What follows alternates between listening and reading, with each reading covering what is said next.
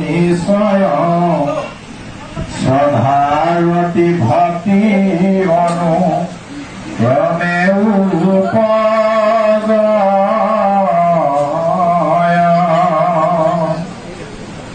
ভক্তি ভৈলে পুৰুষৰ বৈৰাগ্য জন্ময় দেৱে এহিতে জীৱে মুকুতি পাবয়।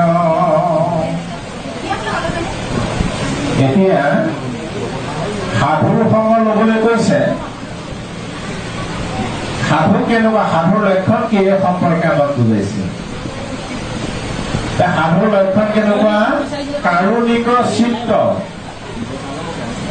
কাৰুণিক চিত্ত মানে লোকৰ দুখ সহ্য কৰিব নোৱাৰে, দুখীয়া দয়া কৰিব পাৰে। কাৰুণিক চিত্ত। যেতিয়া কি হয়, কেইটা এজনে কৈছে বা হয় কথাটো, মোৰ ধৰ্মও আছে, মই কলেজত পঢ়ো, এগৰাকী হায়াৰ ছেকেণ্ডেৰীত পঢ়ে, ছোৱালী এজনী MA পাছ কৰিলে, এতিয়া দৰা এটা ওলাইছে ইঞ্জিনিয়াৰ।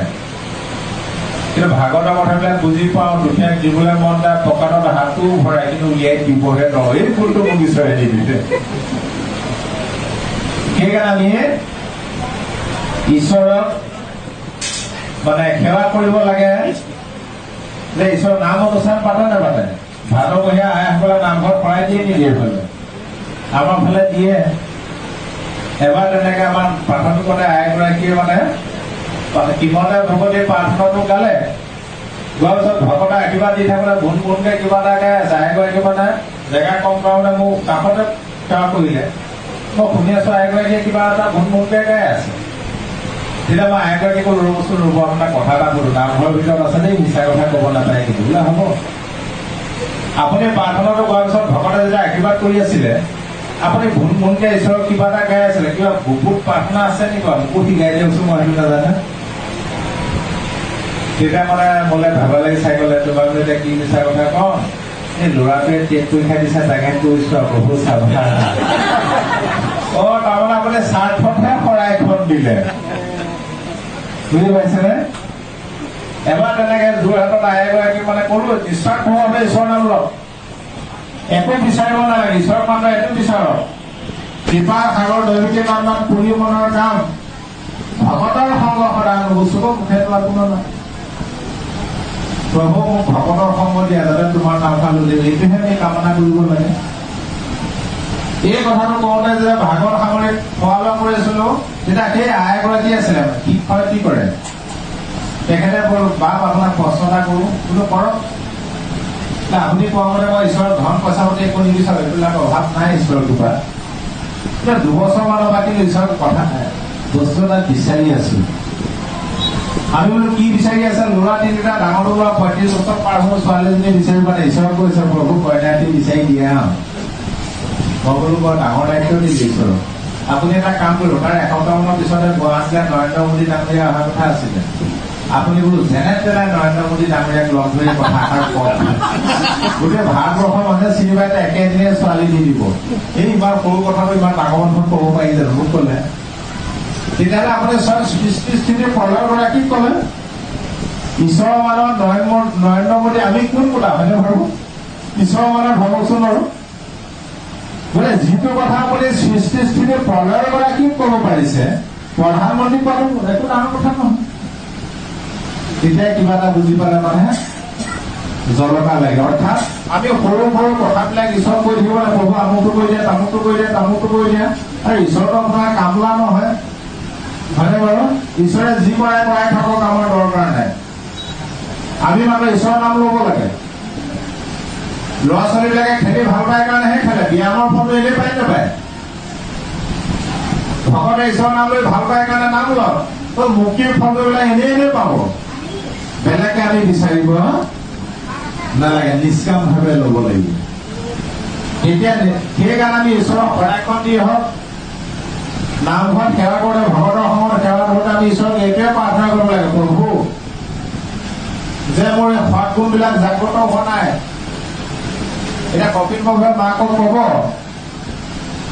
কৰিব লাগিব সমানত মৈত্ৰী উত্তমত সততাৰ দৰিদ্ৰক দয়া কৰি দেখ বাৰম্বাৰ উত্তমজনক শ্ৰদ্ধা ভক্তি সমানজনক মৈত্ৰী দৰিদ্ৰসকলক দয়া এই গুণবিলাক মই কৰিব পৰা নাই প্ৰভু যাতে সৎগুণবিলাক জাগ্ৰত হওক তাৰ কাৰণে তুমি কৃপা কৰা দুখীয়াক দান কৰিবলৈ মোক মতি দিয়া আনক সৎ কথা ক'বলৈ মতি দিয়া সঁচা কথা ক'বলৈ মতি দিয়া সাত্বিক আহাৰ খাবলৈ মতি দিয়া এইবিলাক যদি আমি ঈশ্বৰৰ কৃপা কৰিবই আৰু সেইকাৰণে সাধু সময় এইটো কাৰণে ক'লে যে কলি যুগত পোনপটীয়াকে ঈশ্বৰৰ নাম যিমানেই নলওক কিয় লাখ লাখ বাৰ ঈশ্বৰৰ নাম লওক কাম নাই বুলি কৈছে গীতাটো কৈছে ভাগৱততো কৈছে গীতা কৈছে যে মে ভক্ত জনা পাৰ্থ নমে ভক্তাস্তুতে জনা মই ভক্তানং মে ভক্তানং ভক্তাস্তুতে ধৰা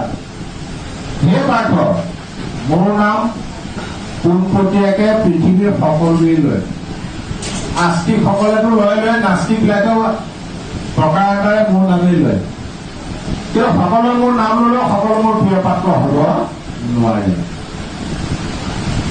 মোৰ প্ৰিয় পাত্ৰ কোনসকল হ'ব পাৰে যেতিয়ালৈকে মোৰ ভকতক শ্ৰদ্ধা ভক্তি নকৰিব তেতিয়ালৈকে মোৰ প্ৰিয় পাত্ৰ নহয় আৰু এই কথাটো উদ্ধৱ কৈছিলে হে উদ্ধৱ মোৰ ভকতক ককাই যিজনে কৰিয়া থাকে ভকতি দুজন মোৰ মহাপ্ৰিয়তম কহিলো প্ৰতি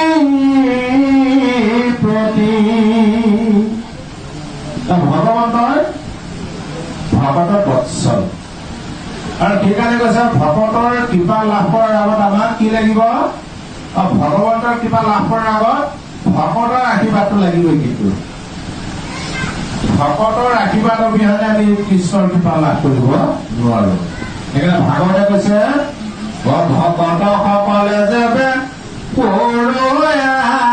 আশীৰ্বাদ তেবেকে মিলয় কৃষ্ণ দেৱৰ প্ৰসাদ ভকত বৎসল কলিৰ বলৱতী মনুষ্যই সহজে বিশ্বাস নকৰিব এই কথাটো ভাবি তেওঁ নিজে হাতে কামে কৰি প্ৰমাণ কৰি থৈ গৈছে আমি সকলোৱে জানো এই কথাটো চাব কেতিয়া কুৰুক্ষেত্ৰ মহাসমৰত এই যুদ্ধ আৰম্ভ হ'ব আৰু এদিন ভগৱন্ত কৃষ্ণ সন্ধ্যা লগা লৰালৰিকে পিতামহ ভীষ্মৰ শিবিৰ পালেগে ভীষ্মই আঠে বেঠে সেৱা সত্ৰৰ বোলে বহিবলৈ দি সুধিলে হে কৃষ্ণ তুমি দেখোন সন্ধ্যা লগালি বৰ লৰালৰিকে আহিলা তেতিয়া কৃষ্ণই ক'লে যে পিতামহ মোক তোমাৰ ওচৰত বিশেষ কথা এটা জানিবৰ কাৰণে আহিছো ভীষ্মই হাঁহি মাৰি ক'লে তুমি নজনা কথা কি ধৰিব পাৰা আকৌ মোৰ পৰা জানিবলৈ আহিছা কোৱাচোন আৰু কি কথা বোলে মোক আন কথা একো ক'ব নালাগে মোক মাত্ৰ এটা কথাই তুমি কোৱা আগন্তুক কুৰুক্ষেত্ৰ মহাসমৰত কোনটো পক্ষৰ জয় হ'ব তুমি মোক সেই কথাটো ক'ব লাগে এতিয়া পিতামহ ভীষ্মই হাঁহি মাৰি ক'লে যিটো পক্ষত স্বয়ং জগতৰ ঈশ্বৰ আছে সেই পক্ষৰ জয় নহয় বাৰু কাৰ জয় হ'ব পাৰে তেতিয়া কৃষ্ণই ক'লে পিতামহ তুমি ভুল বুজিছা মই পাণ্ডৱৰ পক্ষত মাত্ৰ এজনহে আছো মোৰ সমস্ত নাৰী সৈন্য মই দুৰ্যোধনক দি পঠালো আৰু দ্বিতীয়তে মই পাণ্ডৱৰ পক্ষত আছো যদিও মই অৰ্জুনৰ ৰথৰ সাৰথিহে সাৰথি মানে পাইলটটো বুজি পাইছেনে মই কোনোদিন ৰথি হৈ যুদ্ধ নকৰো ভীষ্মই ক'লে তুমি যদি বাধ্যত পৰা যুদ্ধ কৰিবৰ কাৰণে বোলে মই বাধ্যত পৰিলেও মই অস্ত্ৰ নধৰো ৰথি হুয়া নযুজিব বোলো কৰি সত্য সত্য নযুজিব অস্ত্ৰ শস্ত্ৰ ধৰি মই সত্য কৰি কৈছো অৰ্থাৎ শপত খাই কৈছো কুৰুক্ষেত্ৰ যুদ্ধত অস্ত্ৰ ধৰি মই যুদ্ধ নকৰো যেতিয়া কৃষ্ণই প্ৰতিজ্ঞা কৰিলে লগে লগে পিতামহ ভীষ্মই মাত মাতিছে এৰা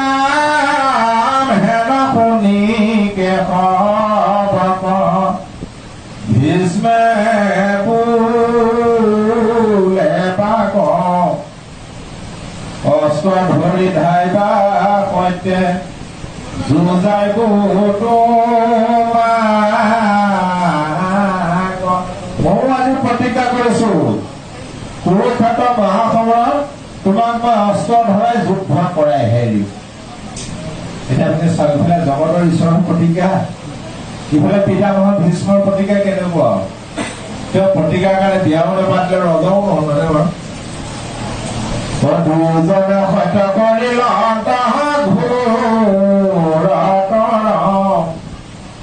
অনন্তৰে দুয়ো দলে মিলিল সমৰ। ইতিমধ্যে কুৰুক্ষেত্ৰৰ যুদ্ধ আৰম্ভ হৈ গ'ল। পিতামহ ভীষ্মই প্ৰতিজ্ঞাৰ কথা মনত ৰাখি সুবিধা লৈ আছে, নাই সুবিধা পোৱা নাই। সুবিধা নাপায়হে এদিন পাই গ'ল সুৰুঙাকণ। সুবিধা পাই সৎ ব্যৱহাৰ কৰিলে চেক পুঁজি ভীষ্মে মাৰিল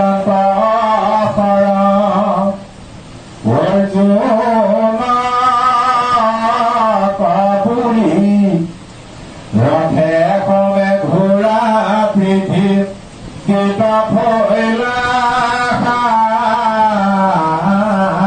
একেবাৰে ফলে পিতামহ ভীষ্মই অৰ্জুনৰ ৰথে ঘোঁৰাই পৃথিৱীত ফালি পেলালে। এতিয়া ঘোঁৰাই ৰাৱণৰ চব ফুটাই আছে। এতিয়া ভগৱানৰ কৈছে এইবিলাক সপনা ডাঙৰ ঘটনা হৈ গ'ল। কি হ'ব এতিয়া? এৰাইতে নপাৰে ঘোঁৰা পকিল পাতাল হেন দেখি ৰথহঁতে নামিলা গোপাল। হাতত চক্ৰ ধৰি একেজাপে ৰথৰ পৰা নামি আহিলে। নামি মনতে ভাবি আছে এতিয়া মই কি কৰো ডাঙৰ কাহিনী ঘটনা হৈ গ'ল। হেৰাম চক্ৰ গোটা ধৰি হৰি গুণত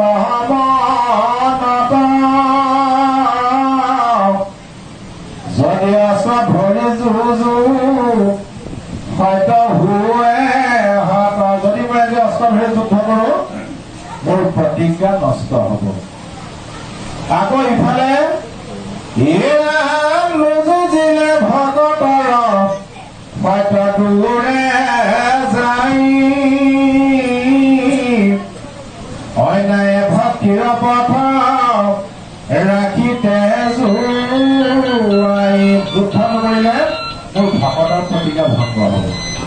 মানে যি হওক যি নহওক মই নিজৰ ভক্তিৰ পন্থাটো ৰক্ষা কৰা উচিত, অৰ্থাৎ ভকতৰ প্ৰতিজ্ঞা ৰক্ষা কৰা উচিত। এইটোকে সিদ্ধান্ত লৈ বুলি চক্ৰ ধৰি ৰাখিলা সকল আপোনাৰ এৰি সত্য ভকত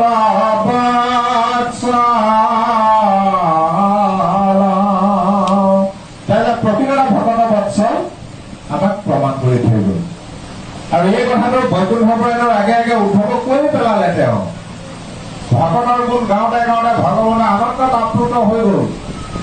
উদ্ধৱক কৈ দিলে কিয়? হেৰা উদ্ধৱ, ভকত সমান সখী মোৰ কোন আছে, ময়ো মহাভকতৰ ফুৰুপা চেপাছে।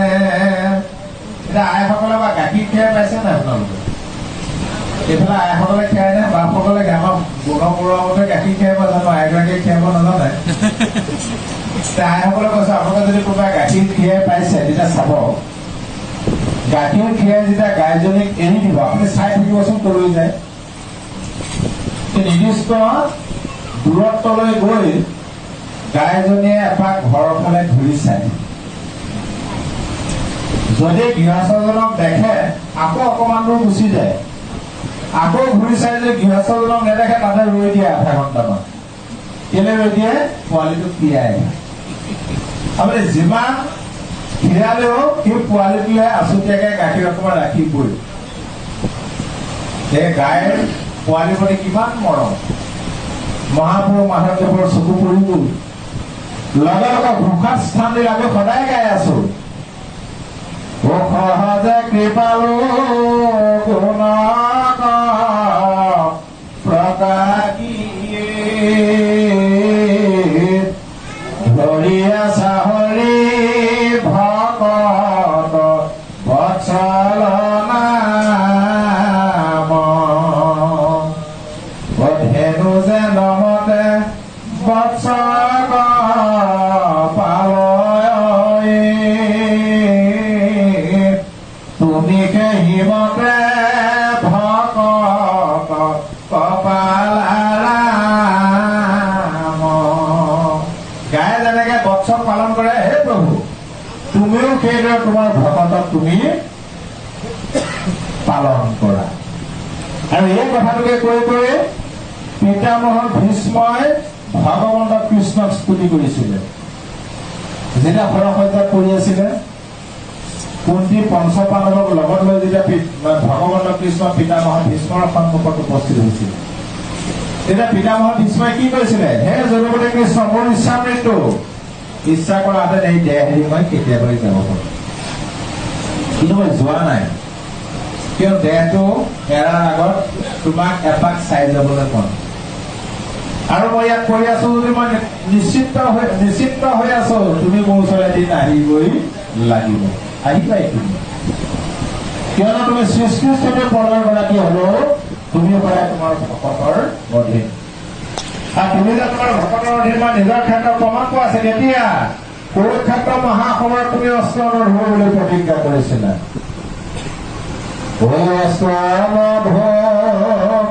ৰিপু বলি আপুনি ধৰাই পৰিলো আমি নিজয় অংগীকাৰ চত কৰি মোৰ প্ৰতিকাৰ ৰাখিলা স্বামী আৰু লগে লগে পঞ্চপাণ্ডৱক চিনাকি কৰি দিলো চোৱা হে যুধিষ্ঠিৰ ভীম অৰ্জুন নকল সহদেৱ তোমালোকৰ লগত সদায় একেলগে থকা এইজনক তোমালোকে প্ৰকৃততে চিনি পোৱা নাই নোপোৱা কাৰণে কি কৰে কেতিয়াবা ভাতৃ বুলি মাতা কেতিয়াবা হয় কৃষ্ণ আমুকটো কৰি দিয়ে তামুকটো কৰি দিয়ে এই দাদা ভিকুৰেটো কেতিয়াবা মানে ভিকুৰক দাদা বুলি মাতে কেতিয়াবা সেইটোকে সুবিধা লৈ মানে ভীমে খঙেই কৰে তোৰ জহতে ইমান ভোকে লগতে মৰিব লগা হৈছে বুলি কয় দেখোন মনত থাকোতে প্ৰকৃততে তোমালোক কোনেও এইজনক চিনি পোৱা নাই গতিকে মই আজি চিনাকি কৰি দিছো শুনা চিনাবে লাগিলা ভীষ্মে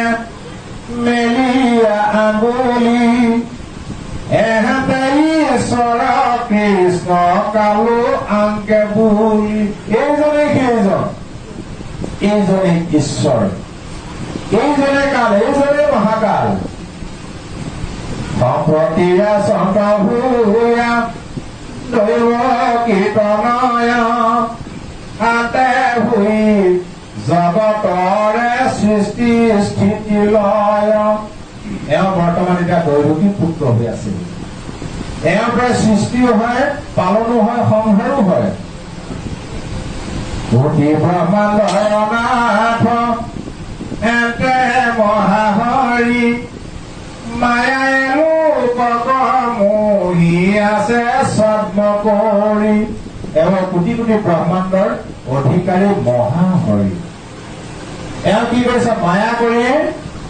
মানুহক মুঠি থৈ দিছে আৰু এটা দেৱৰ গুণ আছে এওঁ কোটি কোটি ব্ৰহ্মাণ্ডৰ অধিকাৰী হলেও মহাহৰি হলেও ভগত বৎসল কৃপাময় হৰি তাহান পাৱত বাপ থাক সেৱা কৰি ভকত বৎসল গতিকে এওঁ চৰতে সেৱা কৰি থাকা কিয়নো এওঁ যদিও সকলোতে সমানেও তথাপি কি কৰে সদায় ভকতৰ পক্ষত থাকে যদ্যপি সবাতে সম এতে ভগৱন্ত ভকতৰ পক্ষ পাত তথাপি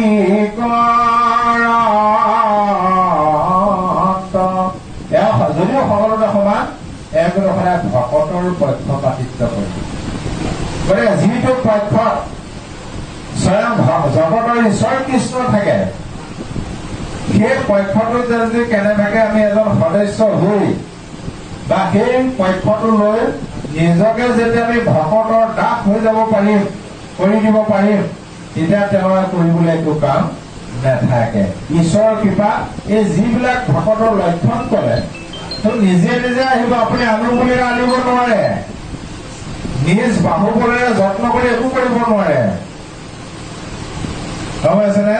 কোনোবা বেছি তামোলতী মানুহ তেওঁ মানে দিনটো বোলে হেৰিবা কালি হিচাপ কৰি খালোতে 40খন হৈ গ'ল, কাইলৈৰ পৰা এৰি দিম আৰু কাইলৈৰ পৰা এখন বাঢ়িব এৰিব নে। কিন্তু এইদৰে যেতিয়া ভকতৰ সময়ত শ্ৰৱণ কীৰ্তন কৰি কথাবিলাক শুনোতে শুনোতে শুনোতে শুনোতে প্ৰথমতে 40ৰ পৰা 20 পাবহি, 20ৰ পৰা 10 পাবহি, তাৰপিছত তেওঁ লাহেকে এৰিব পাৰিব। মই কিন্তু এৰিব পৰা নাই, কথাটো কৈছোহে আকৌ, কিন্তু যত্ন কৰা নাই বাৰু এৰিবনে, বুজি পাইছেনে? যি কি নহওক